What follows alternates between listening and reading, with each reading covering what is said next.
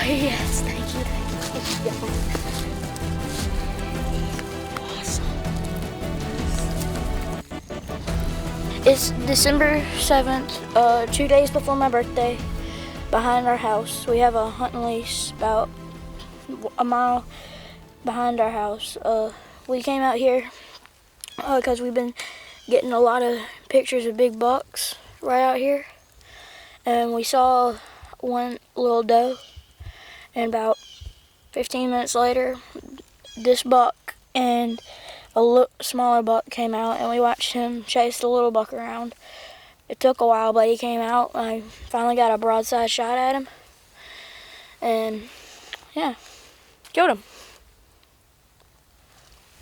Yes, also killed him with my new CVA 350 Legend that I got for my birthday. Congratulations. Thanks.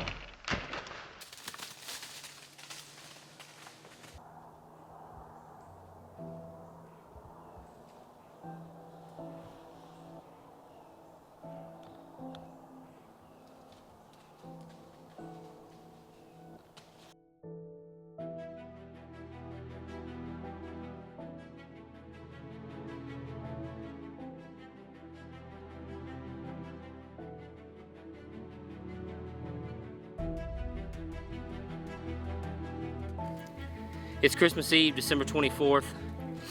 I shot this buck on Thursday morning last week, and as he was broadside, and he come up out of a little ditch, and I anticipated he was gonna pause, and instead of stopping him or making sure he stopped, I just started going through my process, and as I released, he continued forward, and there was a little twig right in front of his body, a little sprout up out of the ground that I didn't see, and I ended up shooting him through the guts. And I let him lay for 9 hours, and we put a dog on him. The dog actually came over to this pond, and he wasn't floating in the pond, and came back later that night with a bloodhound, which is kind of a different style of tracking, and he did the same thing, except he followed the blood, so we actually had evidence. We followed blood all the way to the pond, and we felt like he went in the pond. We didn't know if he came out, but you know, we felt good about the fact that he probably sunk in the pond.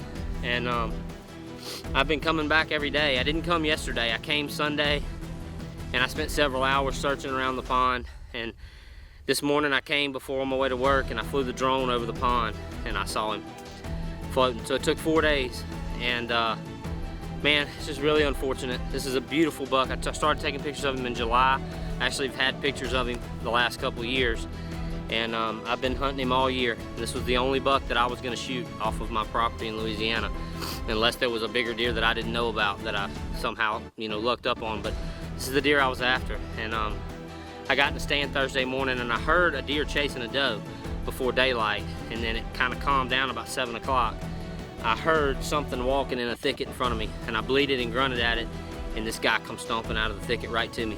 And you know, a lot of lessons to be learned. I shouldn't have, you know, I say rush the shot. I didn't really rush the shot. I just, you know, shouldn't have anticipated. I should have made sure he stopped or paused before I shot. He stepped right through my peep. And so, you know, my shot's perfect up and down. It's just back.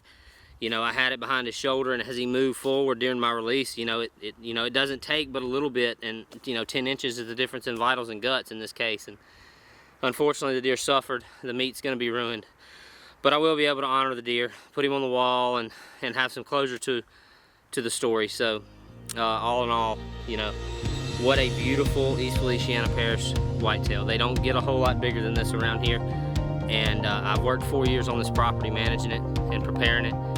And this is the first really big deer I've gotten a picture of, and I was able to be fortunate enough to be on the right spot at the right time on Thursday morning, and